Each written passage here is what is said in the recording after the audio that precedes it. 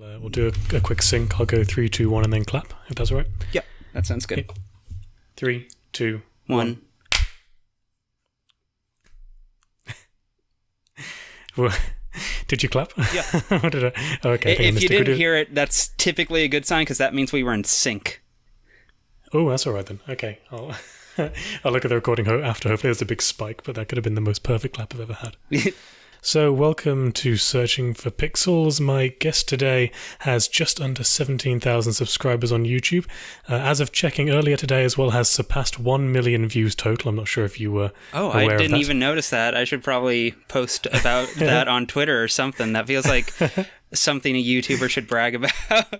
It is. When I got to 100 subscribers, I was very proud, but, 1 million views, that's pretty good as well. You're at 1,003,782 when I checked. Oh, damn, that's awesome. I'm happy about that. That's cool. That rules. That's very good. Joined July 28th on 2016 with 45 Patreons right now. It is none other than Ryan Seals from Codex Entry. How are you, sir? I am quite fine, relatively speaking. Hard to be doing that great in the year of our Lord 2020, but taking that into consideration and adjusting, I'm getting by. Yep, it is a very interesting year so far. We've, but probably right now, coronavirus is the main thing that's on people's lips, for a better phrase. The Black Lives Matter movement is taking place right now. Yeah. Trump is on Twitter, so it's an interesting time to be alive, at least. Is something. So I have here that you started your channel around 4 years ago at this point, 2016.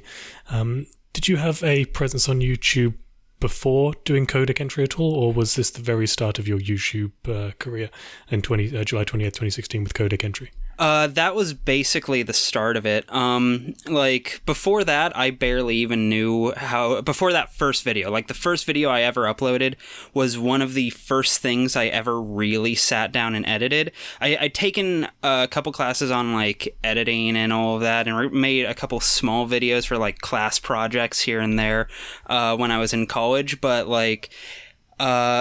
It wasn't until I made that video that I sat down and seriously edited something for the purposes of being consumed as some kind of entertainment on YouTube.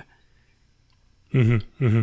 And looking back, your very first video, I believe it was, let me just double check to make sure I don't make a mistake here.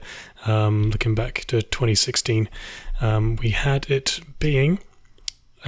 who made this? Gaming's weirdest problem. Looking back these so many years ago, making this content compared to your videos that you have now, what lessons would you say that you've learned along the way, and how can you see that your channel's changed from where it once started? I learned how to edit, and I learned how to talk. Those are the biggest things by far. It's honestly hard for me, and I think this is the case with most YouTubers. It seems to be the case with basically every YouTuber I speak to, is... anything older than a year, 2 years, no, I can't watch it. No, it's dead to me. No? You don't? Okay. But what was it? It's not that I'm averse to talking about it or anything, but it's just one of those things where you go back and watch it and you can't help but see you see it and you're proud of how much you've developed and learned and grown past there, but at the same time it's there's just so much stuff you want to change, and it's I shouldn't have done that, or I should have done this, or blah blah blah blah blah. Yeah, looking back on it, it's the best way we learn, though, isn't it? No, definitely. Yeah, I can definitely see the difference myself. One thing that I did find is, say, looking at your older videos compared to your newer ones, was definitely the way you speak and the flow that you've got going on. I would say in the older ones, it was a bit slower. I was a little bit slower. Trying to sound not necessarily more serious, but I was trying to have that video essayist gravitas. You know what I mean? You're contemplating every word, that kind of thing. Game Maker's Toolkit sound, that kind of thing. The Mark Brown voice, and I do not have that. I will never have that. That's just not who I am. And I think that's definitely one of the biggest things I've learned over the course of doing all of this. And that's what I mean when I say I learned how to talk. Is I think when everyone starts out, they're kind of emulating someone a bit. You know what I mean? Maybe not one-to-one by any means, but they're putting on that persona a bit. They're test driving someone else's style a little. And like, what was it? Sorry, just regaining my thoughts. And so you say that you're kind of influenced by other people. At what point do you think you kind of found your own voice? Was there kind of a turning point that, okay, this video that I did on, say, Devil May Cry 3, with the storytelling you did, which I think is your most popular video, was there any like video that you can pinpoint, okay, here's where I really found my voice? For me, it's probably the first video, and the first video that I can still watch and be like, this is good, I'm happy I made this, I'm happy with how this turned out. There's still stuff I'd change about it, but, you know, is the Persona 3 video. That video, I think I finally started to find what would become what's my style now. It wasn't quite there. It's still immature. I'm still doing a bit of that fake gravitas voice thing. You know, I don't have the casual, laid-back kind of presentation I have now. And I think that does drag it down a bit. But what was it? Let's see. I'm trying to think, because the Persona 3 in Death, I think it was called. Yeah, exactly. Give me 1 second, just so Let me check my own videos very fast. So I have no problem. Good frame of reference, because I want to make sure I point to the right one. Trying to think, because like the first Devil May Cry 3 video, not the one about the storytelling, but the broader one where I talked about like just disparate things from the game that I thought were underappreciated. That one I think started to kind of find the style that I was going for. But honestly, looking back on it now, it was probably the No More Heroes video where I feel like I probably kind of really cemented how I make the things I make now. Okay, gotcha. Yes. Yeah, I do notice as well how your style changed over time, and I do feel like it really came together in your most recent video about Final Fantasy. I'm very happy with how that video came out. That, like, I had both videos open at the same time with Final Fantasy VII Remake, your most recent one, and say like your older ones to compare them, and the contrast is stark in a very interesting way. Yeah, it's very, very interesting. One thing that I found particularly good about the newest videos was the way you're speaking, but also the editing. Like, you really hit those comedy marks very well with the editing you do, and the extra sound you add in, and how it's a lot tighter in the editing as well. I think you really hit those comedy pinpoints you were going for. It's always very good to hear someone say that they found my videos funny, because like the worst part about doing any kind of jokey stuff on YouTube is you never see the reaction, really. Like, you get comments, but like especially when you're talking about things that aren't just the comedy, like the comedy is kind of a side to the main course of whatever it is you're doing, you tend not to get too many comments about that. So it's always, it just always makes me really happy when someone like tells me it landed, you know. It lets me know that I'm not like just telling jokes to an empty auditorium. No, it definitely landed, and I think the way you've improved over time really did help cement that comedy. And that video was a month ago at this point. Are you able to say what you're currently working on, or is it kind of a bit of a secret, or is it a Patreon exclusive information, or are you working on something right now? Right now I'm kind of juggling a couple projects at once. Okay. Haven't fully committed to one of them like all the way yet either.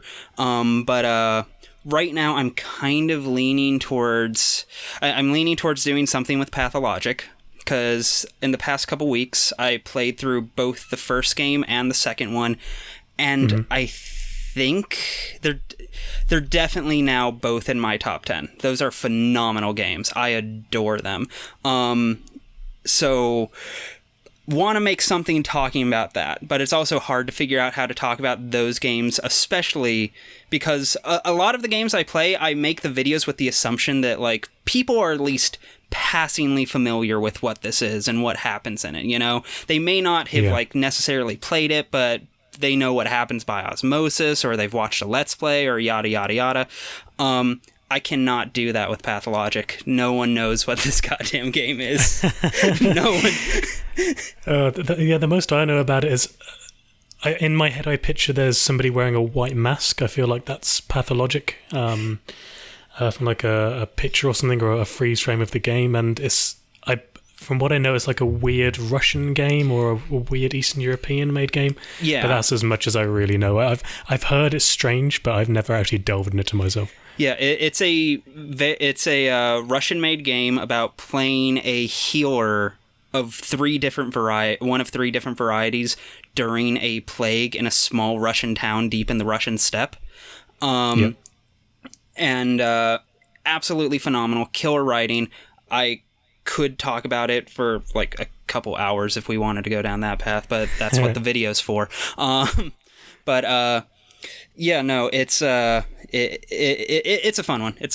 No, it's not. That's a lie. It's horrifying. It's miserable. But it's deeply compelling and exceptionally well written. Yeah, I'd be very interested in that. I think a long time ago I watched a video by Mandalore Gaming who did a review of it. Oh yeah. And it seemed odd. I had it on the background while I was cooking dinner, from what I remember. So I didn't absorb it in completely, but I really look forward to seeing that, especially how weird and uncovered that game is. I'm not sure how many people actually do videos on that game itself. Yeah, no, I get why. Because like both of them in their own ways are really hard games to play. The first one is kind of old, kind of janky, deliberately goes out of its way to not tell you some important shit. It kind of actively doesn't want you there in its own way.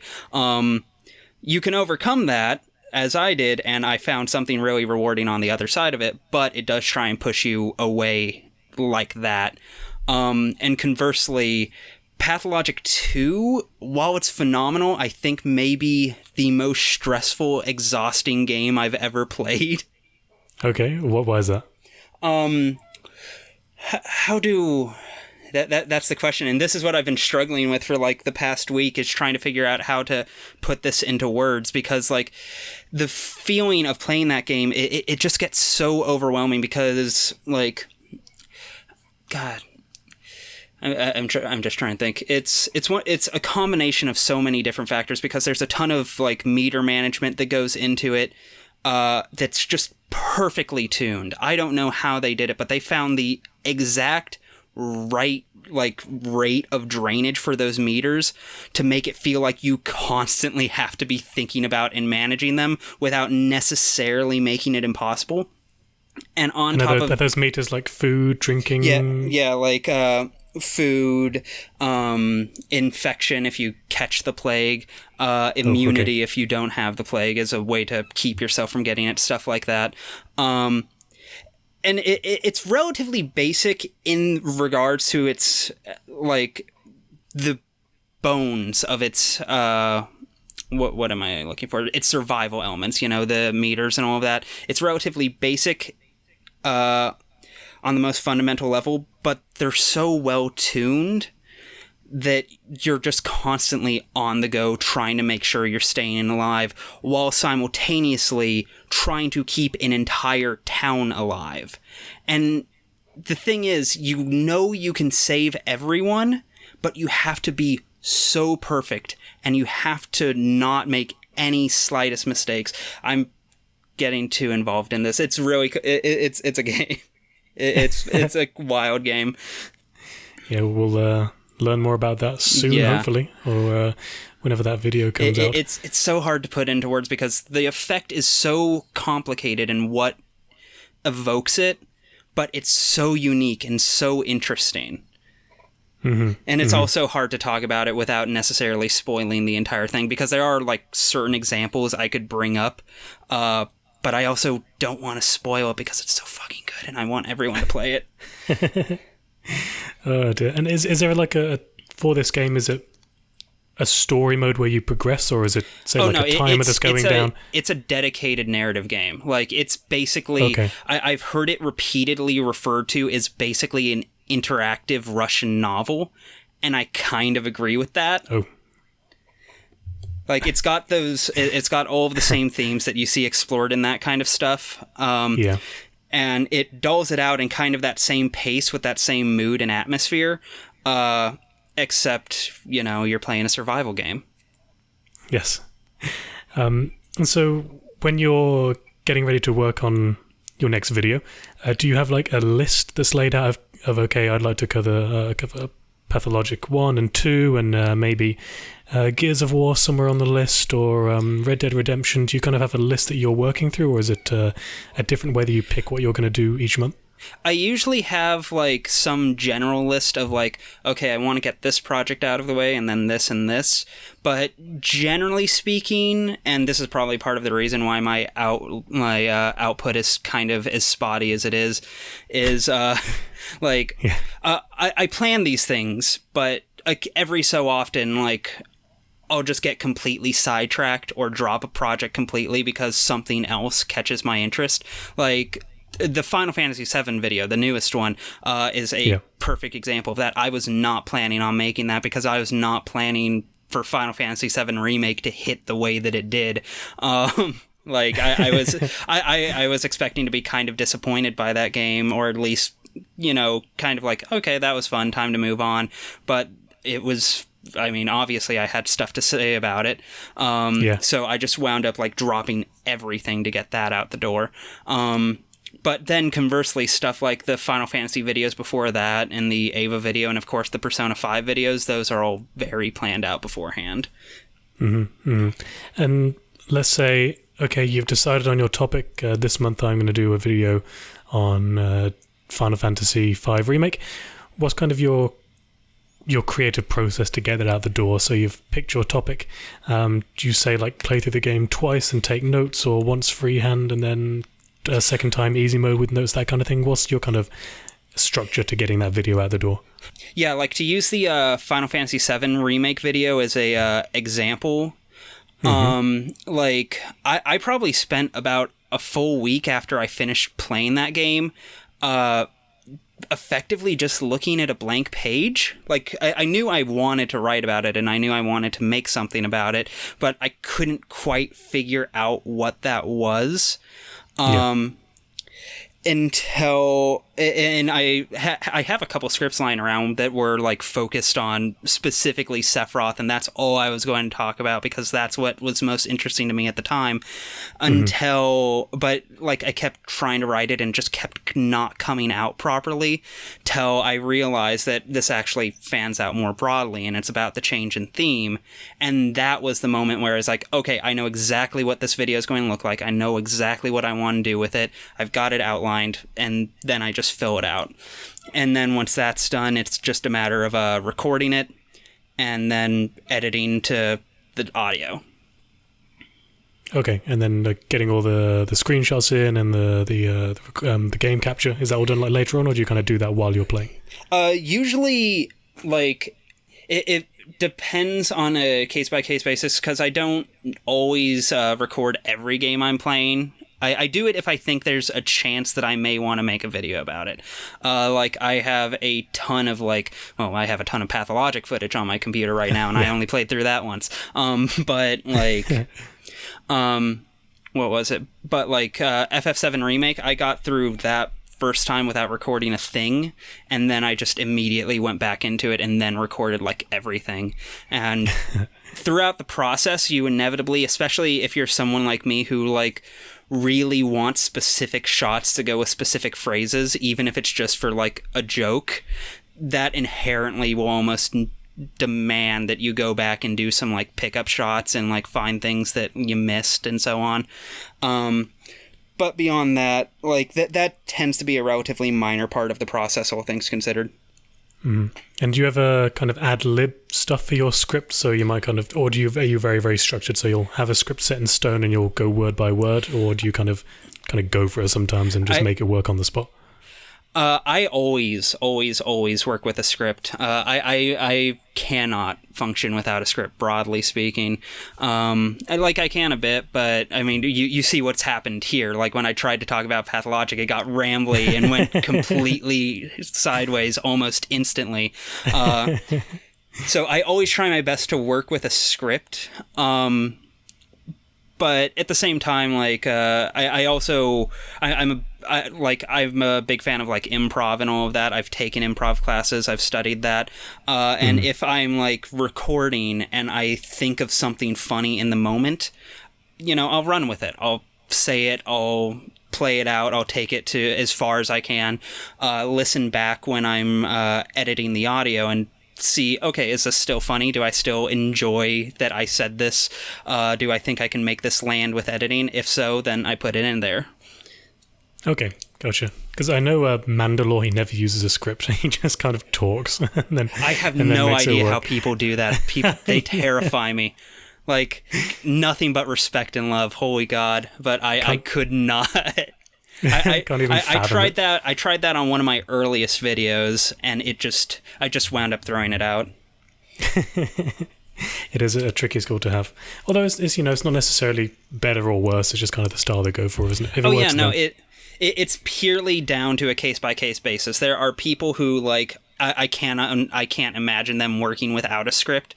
But there's also people who, like, I can clearly tell are basically just talking from the heart and then, like, elevating it after the fact with good editing and presentation and all of that. Yeah, totally understand. And let's say YouTube itself, is this your full-time day job, or do you do something outside of YouTube? I do stuff outside of YouTube. It's one of those things where, like, I tend to take on a lot of gigs. Some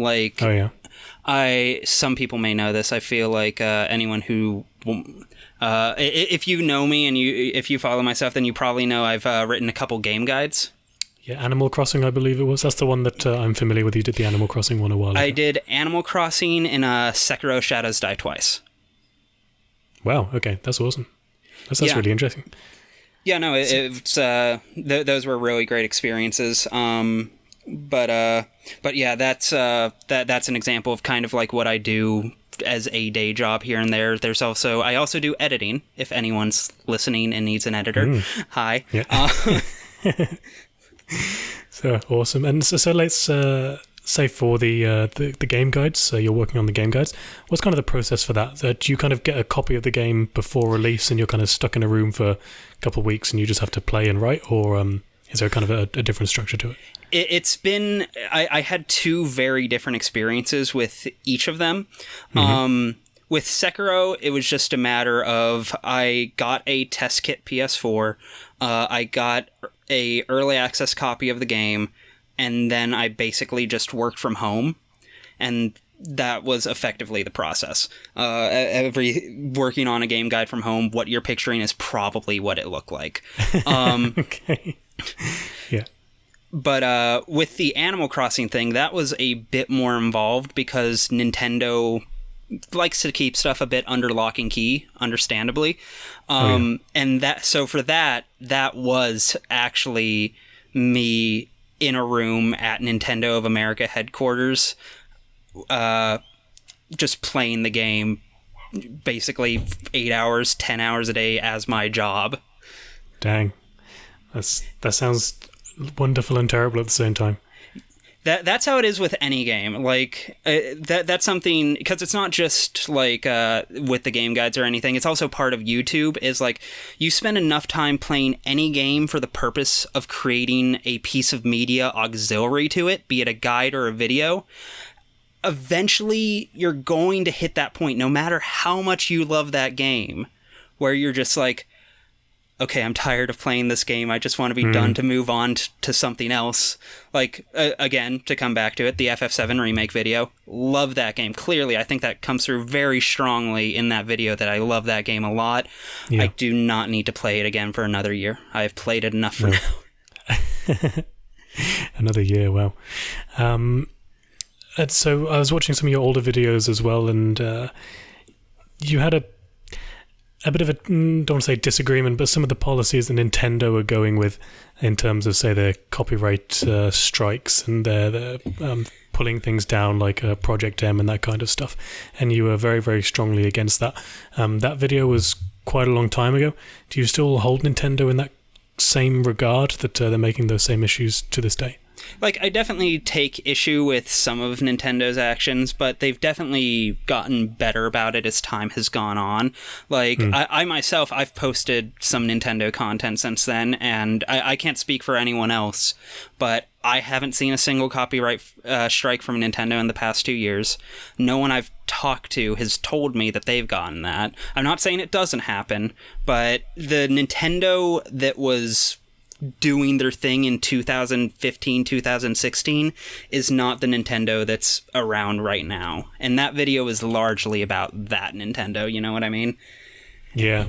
And the old there Nintendo. are also definitely some things about that video that I wouldn't necessarily take back, but that I would present differently and phrase differently. Speaking of Nintendo games, you made a video a while ago talking about Splatoon. Did you play Splatoon 2? Were your thoughts the same on that? Because I believe you're talking about the original back. I'm just curious if you played the second one in the installments. No, I still want to, but it's one of those things where it's like, if I have $50 to spend on a game, like, I want to play Splatoon, but there's always something else I want to play more, you know what I mean? Yeah, I get what you mean. It's like Splatoon 2 or Final Fantasy VII Remake. Which one you're going to go for? And do you have a Switch? Or I've definitely got a Switch. Yeah, it's a good console. It's a very, very fun one. Yeah, no, I've really fallen in love with it. I was not that hyped up buying it. I was basically just grabbing it effectively as a Bayonetta machine. Yes. But I've fallen in love with it, and there's been like a ton of times where it's been just like, I mean, working up at Nintendo, like at NOA, that was the console I was living off of basically the entire time I was up there. Yeah. I hope you're an Animal Crossing fan. Well, to make that guide, how long do you have to play that game for? Like a couple 100 hours, maybe, or more? I do not even want to think. God. More than a lot. We'll go with that. More than a lot. More than a lot. Like, all I'll say, and I've been meaning to talk about this for a while, but like, we as a community owe walkthrough authors a debt of gratitude that we have yet to pay them, and I'm not even talking about me. I got paid. I am one of the lucky ones. I'm talking about wiki contributors and people like that. You're heroes. I love all of you. The fact that you do that shit for free is amazing. It is impressive, like the detail they go into, just googling, I don't know, Metal Gear Solid guide, and you've got those scripts that somebody has done for free. You can tell it's for free. So much time must go into that. Is insane. Yeah, no, like what was it? Like I recently played through all of the Final Fantasy games, as I've talked about on the channel, and one of the big resources I used in the process of doing that was a site called Jegged.com, which is, near as I can tell, it's just one dude, and he just keeps making guides for games that he really loves, and they are some of the best guides I've ever seen in my entire goddamn life. They are phenomenal. The same guy. Are we talking like RPGs as well? That they take a lot of time to explain? Like he's done all of the post PS1 Final Fantasy games. I think he did an Ocarina Majora's Mask guide too, and he's got a couple others, but it's mainly the Final Fantasy stuff. Mm-hmm.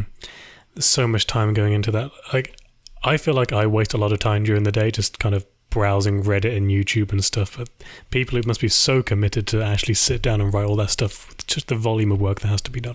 It's like, again, as someone who, like, I got paid to do that, and like even after that I'm like, ooh, that's a lot.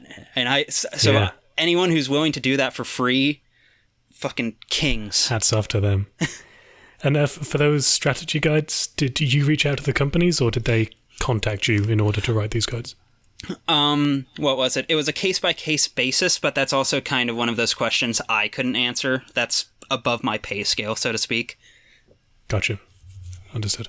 And speaking of Final Fantasy, when we were talking about you playing all these Final Fantasy games, I went back and watched your video about Final Fantasy V, and you had this metaphor that was very lovelily presented with actual ice cream. You described Final Fantasy V as pure vanilla ice cream, simple and delicious, I think you said. Right now we're at Final Fantasy 15.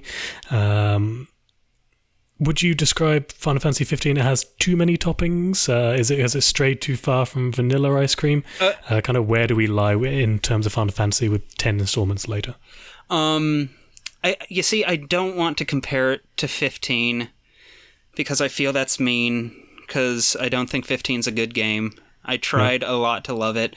I just finished replaying that, and I don't even want to say it's like it's got too many toppings, because like 15's issue in particular is that it's almost like all skeleton and no meat.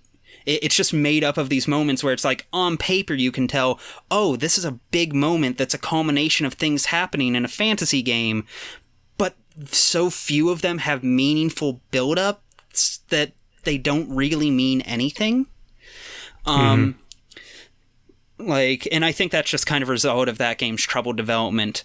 But like stepping back from 15 and looking at it a bit more broadly, because the most recent release in Final Fantasy, at least major release, is probably Shadowbringers, Final Fantasy 14 Shadowbringers.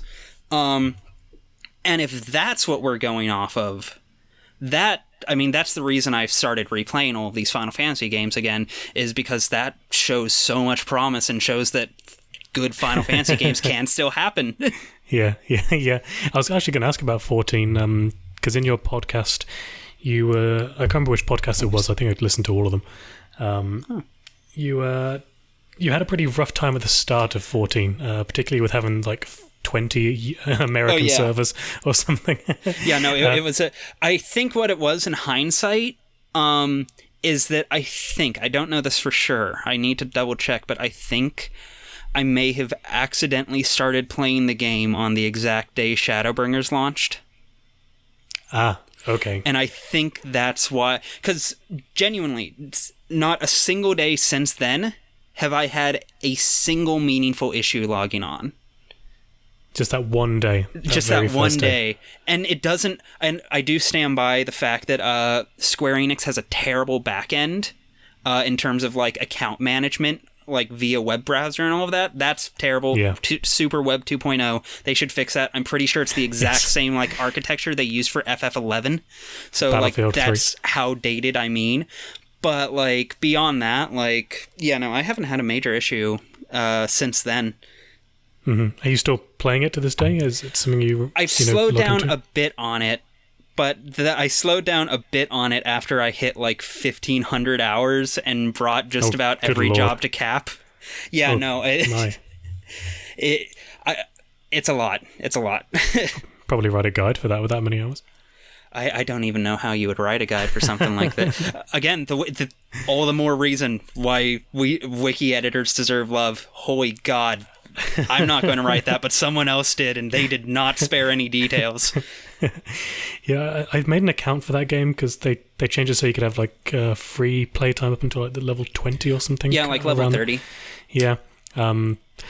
It was all right, but then I heard they were changing the game in July to get rid of like a third of the fluff at the beginning to make it a lot smoother. Like, because I've heard it's not great near the start. There's a lot of stuff to trudge through. It's not necessarily that bad by any means. It's more like what was it? Because like so Final Fantasy 14 at this stage is effectively divided up into 4 separate experiences. Base game Realm Reborn, and then all of the expansions that came after that: Heaven's Ward, Stormblood, Shadowbringers. Realm Reborn is good. It's a good game by like any metric that I would measure by. It's charismatic. It's got beautiful visuals. It works. The characters are likable. You can tell what's happening. You never feel directionless. And there's a lot of fun mechanics to learn over the course of playing it. It's good. It's very good. Then you get into the post-vanilla game, into the patch territory. And what happened is, in the original release, they made the bad decision to introduce all dungeons via mandatory mainline quests rather than optional side quests you could do at any time, which created this massive bottleneck for anyone playing the game for the first time, where you had to effectively just wait in queues constantly to try and get through these old dungeons that no one's playing anymore, which, if you're playing a DPS class, effectively meant a ton of, like, 30-minute queues. Mm-hmm. And that, far and away, is the worst part of the game. It's not even fair how much that's the worst part of the game. That said, they did recently trim it down by like a third, and it's from what I understand, they took out most of the worst offending parts of it. There's still a fair amount of material there, but there was always going to be, because a lot of that post-patch stuff is setting up for like the next expansion. But what I'll say is, what I say to everyone is, if you can get 1 foot inside of Heaven's Ward, you'll finish the entire thing and not regret it. Okay. Like that's the barrier. I have literally never known anyone who has been able to get to Heaven's Ward and didn't finish it. If you get there, you'll see what everyone's talking about literally instantly. It's like such a like shoe drop moment. It's unreal. If anyone who's played the game knows exactly what I'm talking about, but that is like the threshold, and it's just a matter of getting there. Okay, is that part of the DLC, that section you have to get to? Yes. Okay, gotcha. Because I keep hearing that this is an amazing game. One of my friends plays it quite a lot. And, you know, I hear it's an amazing Final Fantasy game as well. But I find it very difficult to picture in my head how an MMO can be such a good Final Fantasy game fundamentally. Because when I picture MMO, I think like, you know, World of Warcraft vanilla. I'm not an MMO type of person. I find it quite hard to think why this is so good as a Final Fantasy game while being an MMO at the same time. What was it? I can see where you're coming from to an extent, because that was also my reservation too going in, and like it. But the one thing I would respond to with that, first off, is first, how do we want to define a Final Fantasy game? Because for me, the biggest deviation from 14 to the previous ones is the lack of formalized parties, in terms of like, you say like how 5 would do them, or 7, you know, where you choose out a party and go forth. But with 14, that's kind of sidestepped by the fact that your party are other players. Yes. Yeah. And, it's like a dynamic party. And what was it? So, like, that's basically how you get the experience of going through dungeons with a full party, is you go through dungeons with full parties of other people. So it manages to capture it on that front. And side note, the community's really good overall. Genuinely, like, I'm someone who, like, I like, if I see someone being toxic, I will call them out, report them, and all of that. I do not see that basically ever. Like, of course you'll get that occasionally, especially once you put like 1,000 hours into any game, but like but like overall, like it's very easy because of the way it's designed. Even if you're antisocial, even if you don't want to deal with any humans, like in the past 2 months that I've been playing, I genuinely don't know if I've talked to a stranger in a dungeon, because it's that easy to just go in, do your thing, get out the other side, have a bit of fun, get rewards, move on. Mm-hmm. Yeah, I think I will be picking that up once the update lands that changes the starting game to make it a bit easier. Or at least carry on with my character. Yeah, that did land. Does it land? I thought it was in July. I believe, I'll double check. I believe it's landed. But then again, unless you're like already there, because that's after you've beaten the base game. If you were to start now, then chances are really good that by the time you get to where that patch will be affected, or affect things, you know, it will hit around that same point. Yeah, I'll definitely have to give that a shot, because I am hearing very good things about Shadowbringers, but I'll make sure to buy the correct version after listening to your podcast, because don't make my mistake. Anyone listening, just buy the complete version. Don't buy the starter kit. It's a waste of money. Just buy the complete version. And where do you think Final Fantasy 16 is going to head, or the next installment of Final Fantasy? Because you did also make a video, Final Fantasy is a weird series, which is kind of what we're talking about here. Like, it's changing so much, it's hard to define what Final Fantasy is at this point. Or where do you think 16 is going to go? I mean, that's always the question, isn't it? Because, like, if you'd asked me, like, a year ago, I would have been way more cynical. But, again, looking at Shadowbringers, like, endless possibilities. It really depends on who they get to direct it, because I think that's basically been the serious issue for the past decade, is, like, I don't want to tear into anyone working at Square Enix by any means, but, like, you know, it's been kind of the same stable of people directing the same games, and then we wonder why these games aren't landing the way people want them to. The solution seems relatively obvious to me. Just bring in some new blood, clearly. So if that happens, that will make me way more excited than I think any of the familiar names that we're used to coming out and announcing that they're going to be working on it. But who knows? Like, there's been a lot of rumors that, like, there was a rumor for a while that Yoshi P, the guy who does 14, was going to be doing 16, but okay. I doubt that's going to happen. Both because, what was it? Sorry, lost my thought. Yeah, I doubt that's going to happen, mainly because he's working on 14. I doubt he has the literal time to even work on a 16. Are they still releasing DLC for 14 at this point, or was Shadowbringers the last one? I believe it's still going on. They're still patching it and all of that. I get this, especially since the narrative still has a lot of places it can go. I think they might be beginning to wrap up the core narrative, but I would also kind of be surprised, especially with how much momentum it has at this stage, if it didn't go on for, like, hell, at least another 5 years. Oh, okay. It does have to see the momentum right now, doesn't it? Like, there is positive talks about it online, and for good reason, apparently. It's making me want to try it. Yeah, no, it's gotten better with each release. Like, some people don't think Stormblood's as good as Heaven's Ward, and they're right, but Stormblood is still very good, but that's a completely different discussion. But, like, I mean, again, I didn't play it till, like, last year. Like... Yeah. Wait, last year and you've got 1,500 hours in. It's a very good game. Yes, I'll definitely have to give it a try. With your series, you started near the beginning of your channel, the Who Made This series.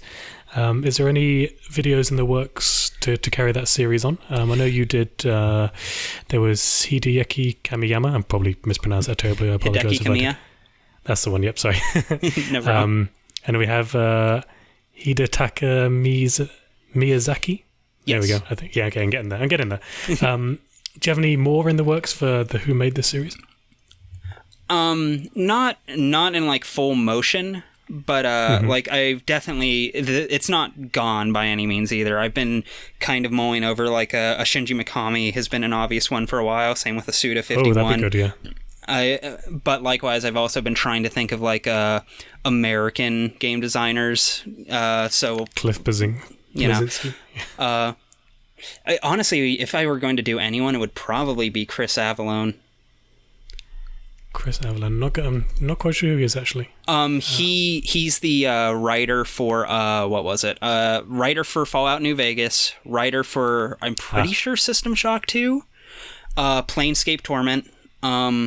But, like, if you go look up the stuff he's written, you'll also find just all of the awards he's earned for being, like, one of the best writers games has ever had. He's got an interesting catalogue here on Wikipedia. He's doing Vampire the Masquerade Bloodlines 2 as well. Oh, right. He is doing that. God, I'm so excited for that game. Holy shit. I just replayed the I just replayed the original Vampire, and that game still holds up. It's still very good. It has jank, it has issues, but it's still an exceptional game. I've got it downloaded, but I haven't really delved into it yet. It's, like, kind of on the back burner or something I may jump into at some point. Because I've heard the story is very good and the writing is very good in that game. Oh, no, yeah, I think I started playing it, but I got messed up at one point when I what did I do?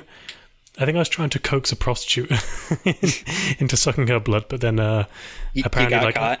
Yeah, but I put her. It sounds so creepy.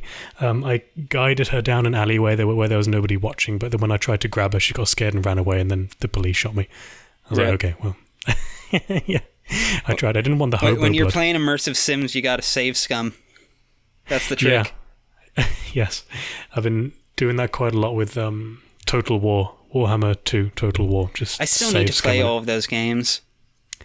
Like all of the Total War games. There's a lot to take in. There's a lot of games as well. A lot of it's going to depend on what kind of historical era you like, or if you will like fantasy. If you are going for the fantasy route, get Total War Warhammer 2. That's kind of like the baseline everybody has nowadays, but there's also the historical ones like Shogun 2 was a classic. That's a really good one. So it kind of depends on what you're interested in. Yeah, no, that's one of those series like that and Company of Heroes are like game series that I've been looking at forever where it's like, I'll get to you one day. Yeah. Well, Company of Heroes you can usually get in a sale or a humble bundle. I've had Company of Heroes for like 10 years. Like that's just been chilling out, gaining digital dust in my Steam library. Oh, God. And another series that I absolutely adore as well as your Persona 5 series that you've been doing. Is there any idea when the next one of that's going to be out? The last one you did was like an hour long, which was pretty insane. Right now, the big bottleneck with that is I need to play through Royal before I do anything else. Because while I don't expect Royal to necessarily change any of my opinions, especially based on like what I've read about it and what I've seen about it already, I can't not like play it before continuing on. You know what I mean? I can't just ignore it. Like, especially since, I mean, YouTube being what it is, any complaint I put forward that even gets slightly touched in Royal that was different in the vanilla, I know will just get shoutbacks of, oh, but it got changed in Royal, so it's good now. Yes. And they completely if I'm changed going this to entire need to character. deal with that, I need to know what I'm dealing with. You know what I mean? Yeah. Yeah, be prepared for it. But I did very much enjoy those videos, and I still really I'm going to try to get that series squared away by the end of the year. I would really like to. I don't know if I'll be able to, but I would really like to. Mm-hmm. I doubt anything's going to be as long as part 5 because that one, like you said, was an hour. And I'm what I have pictured for the remainder of that series, I think most of them will probably be between around 20 minutes, maybe 30 for some of them. But like, I'm hoping the lion's share of the work there is done at this stage. I'm hoping. Yes. Yeah. There was a lot of work to put out that hour-long video. I think you said at the end you were never doing it again. And I said that immediately. I said that like in combination with the Ava video. What the fuck was I doing? And then I just made that Final Fantasy. I need to make short videos. I need to learn how to make short videos. Nothing wrong with long videos, but it does take some time. Currently, right now, we're recording this on a Friday, and The Last of Us 2 has been released to the public. Watching your video about Metacritic that you released, I feel that the issues of Metacritic are kind of resurfacing with The Last of Us 2 right now. Yep, it seems to be about the case. Yep, it's getting bombed pretty badly. Do you have any intention of playing The Last of Us 2? Because I believe you mentioned in passing in one of your videos that you thought The Last of Us 1 was okay. Like, it was an alright game. Are you interested in the second one at all? I'm interested, but in a morbid way, you know? Like, occasionally I'll play through something knowing full well that I probably won't like the act of playing through it, but I think there's a chance that, like, I'll have something to say about it, and that's kind of the impulse I have in terms of wanting to play Last of Us 2. But in terms of, like, as a consumer, do I want it? Each day it seems like something new comes out about how it does something laughably pretentious. So, like... Yeah, it's an interesting case because I tried to avoid the spoilers as much as possible when they were leaked however long ago. I feel like I read some comments that may have given me some spoilers. I'm not going to spoil anything here. But I truly wonder what that game has done that has angered people so much. Like, it is a morbid curiosity, as you say, that what has Naughty Dog done to to this game to get it at 3.3. I think, because I've been thinking about this a lot lately, and I feel like it's just this perfect storm of multiple different factors that have basically come together to poison as many people against this game as humanly possible. That's not to say some of the, or even much of the criticism isn't justified, but like there was a lot of criticism against Last of Us 1 that was just as justified as anything coming out about this. But that didn't get anywhere near the blowback that this is getting.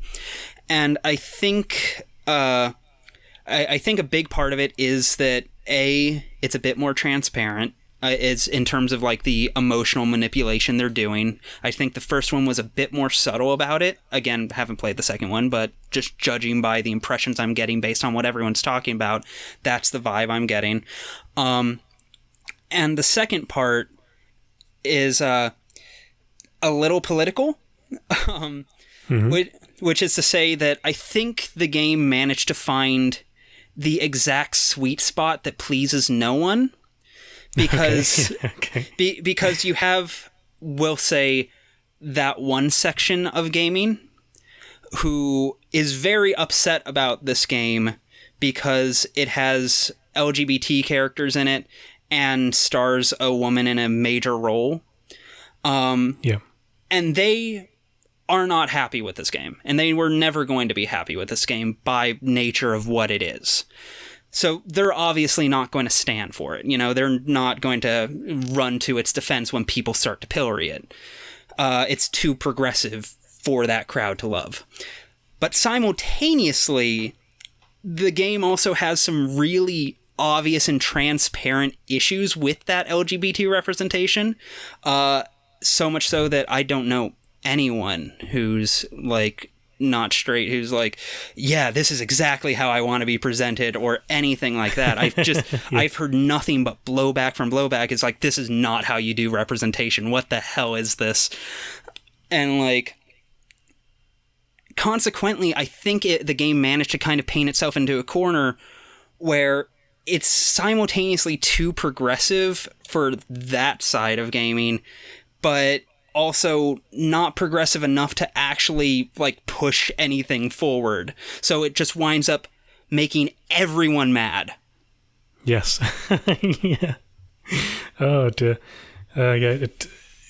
From what I know from LGBT issues in gaming, a couple of years ago I went to a game, like a small game conference kind of thing that focused on LGBT issues for video games in Montreal in Canada, which I actually got kicked out of because they didn't want me recording. I was actually trying to interview people about to actually understand about the issues, you know, like I wasn't trying to antagonize anybody, but apparently they didn't want me recording, so they kicked me out. But from the discussions that I did have, somebody gave a talk about this issue, particularly with kind of gender roles in video games. Is a lot of in general, it's just generalizing, a lot of people in the LGBT community who do play games aren't really fussed or don't really care too much about gay characters, but they like the ability to have a character they can project themselves onto, like in RPGs, you know, when you have character customization, that kind of thing.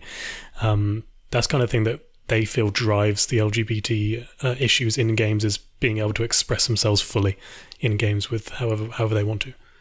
I definitely think that's a very sizable part of it. Like, I think of like when like LGBT issues in games started to kind of broach the mainstream discussion was largely, honestly, I'd say probably around Mass Effect. That was the first time I heard people talking about it as like a thing that needed to be addressed. And that in and of itself was put in because they wanted to give the option for you to roleplay being queer. Like, and like, so like I can definitely see that. But I also don't necessarily want to limit it down either, because, like, I think having characters who are outwardly, invisibly gay or otherwise queer, like, not only is important because that's a voice that isn't as represented as it necessarily should be, and also has a lot of stories to tell that we may not have necessarily heard quite yet, but it also goes a long way to normalizing, you know, like it's way harder to other like groups of people when you have even just fictional characters who you're like, oh, they belong to that group. I recognize them. I know what that kind of person goes through, or at least I have some kind of like framework to begin to appreciate what that person goes through. It's, hopefully we'll see some interesting takes on the issue in the coming years. Maybe we'll get to the point where they release a game and there's a gay character and nobody even mentions that they're gay. Like they're just a gay character. That's basically Nier. The original Nier? Yeah, to a large extent. Emil is canon. He's canon gay. Like that's 100% word of God confirmed. Word of God. Yeah. He came down and said. Yeah. Yes. I had no idea. I haven't played the original Nier myself. I know you're a very big fan of it. Very good game. But I have played Automata, and I did enjoy that very much. So, if that's anything to go by, it's probably a very good game. On your channel, you seem to work very closely with Foxcade, particularly with the podcast that you guys have. Was it the Perfect Parry? The Perfect Parry, yes. Do you guys work on anything else together outside of the podcast? Do you have any kind of joint ventures, any videos that you kind of help each other on? I mean, we're just kind of friends at this stage. Like we'll routinely kind of like throw scripts back and forth between one another if we have an idea that we're like, oh, I don't know if this is quite there, or what do you think of this, or blah blah blah, that kind of shit. Like I don't think most of the videos I've done in the past year have at some point the scripts have been in front of him at some stage, and likewise I've gone over a lot of his stuff. So like we don't have like any secret collabs going on or anything like that necessarily, but like we've definitely got a creative partnership, I'd say. Yeah. And how did you guys originally end up meeting at the start? Was it through YouTube, or were you playing a game together, that kind of thing? It was just through YouTube. He saw this was back when like we each had only like 1,000, 2,000 subs, and what was it? He found my content, I found his. We liked each other's shit. I forget who talked to who first. Not that it really matters. But yeah, like I'm trying to remember. I think it was that Devil May Cry 5 announcement reaction thing he did. That was like the first thing that we like collaboratively did together. And then after that, like we started the podcast because we kept just casually having conversations, and they would go on for like an hour or 2 hours, and it's just like, fuck, I should have hit record on this. What the hell, dude? Yeah. So we decided to just eventually start hitting record. Yes, exactly. And are there any other YouTubers that you work together with behind the scenes, like script recording or actual videos at all? What was it? Here and there, I like what was it? Like Core Ideas was really helpful on the Final Fantasy VII Remake video. He helped out a great deal with that in terms of like getting certain editing ideas, and he helped me polish up the script a fair amount. Trying to think. But it's more kind of just here and there, like you throw scripts back and forth, help each other out. Yeah, here and there. But like in terms of like proper collabs, I don't know. I tend to like I keep to myself more than I should. It's probably my biggest failing as a YouTuber is I do not like go up to people and be like, "Hi, nice to meet you. I'm a fan of your stuff. You want to make something together?" Like, no, I'm just going to hide off in this hole and just keep making my weird esoteric shit until someone cares. Yeah, but then again, a camel is a horse designed by a committee, isn't it? So it's a fine line. Yeah, exactly. Although I'm always pleasantly surprised when I reach out to content creators for these interviews that I do, these chats. Because when I initially started, I thought like nobody would be interested. They're all way too busy. Who would take the time to... This random person who's randomly messaged them to take the time to have a chat with them for an hour. But everyone's so friendly and nice. Like, of course there's people who don't reply to my messages, and that's perfectly fine. But I'm very always positively surprised by the community and how open they are to this kind of thing. Yeah, the big takeaway I found, because like you get into YouTube because you like YouTube, and I think anyone who is on the outside looking in, like it can be easy to see like see YouTubers as like big figures in a sense. I don't want to like blow myself or anyone up, but you Well, know exactly what I now. mean. It seems like they can almost seem intangible in a way, but they're just people, you know. They're not like abstract concepts or like just pieces of content that exist in the nether, you know. They're actual people, and like in my experience, most of them are here because they want to make cool shit and talk about cool shit and meet cool people, you know. So again, this is why I say this is one of my big problems, is that I should go out and talk to other YouTubers more and get involved in the community and make friends and all of that, because everyone is incredibly kind, because everyone's basically here to do exactly that, to build communities and be friends and make connections. It's just I don't like going outside or interacting with people. Yes. Well, that could be a bit of something that holds you back in terms of talking to others.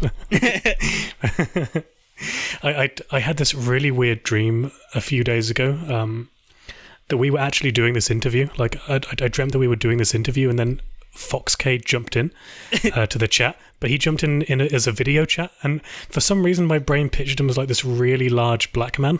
I don't know. I don't know if that's true, if he's a big large black man. Oh, you haven't seen a picture of Fox? No, I did an interview with him about a year ago, actually. I have spoken to him on the channel, and from what I remember from our chats, you know, we talked about his videos. I know he worked in a gym. I don't know if he still does work in a gym. I think he does, but I don't know. You know how quarantine is. Yeah, exactly. Quarantine's upended everyone. Yeah, but I never saw a picture of him, so I don't know if my dream is telling me lies. I'll send it to you after we're done here. I look forward to that very much. Oh, God. Jade is a very common staple in your podcast as well since the beginning, and she did the artwork for the channel, I believe. How did Jade end up joining the podcast, and is she still making art? Because I tried to find her on Tumblr and the links that were there, but I can't seem to find her anymore. Yeah, their Tumblr got deleted a while ago. But what was it? They're still making art. They're still doing all of that. It's just not quite as public facing. But yeah, no, they're like still open for commissions and all of that. I met Jade like independently of all of this. They're a friend I've had since like college. Okay, that's cool. Yeah, no, I met them. God, how did I meet them? Right, I met them at the nerd table in college. Right. At the nerd table. What's the nerd table? Every college has a nerd table. Is this like D&D or something?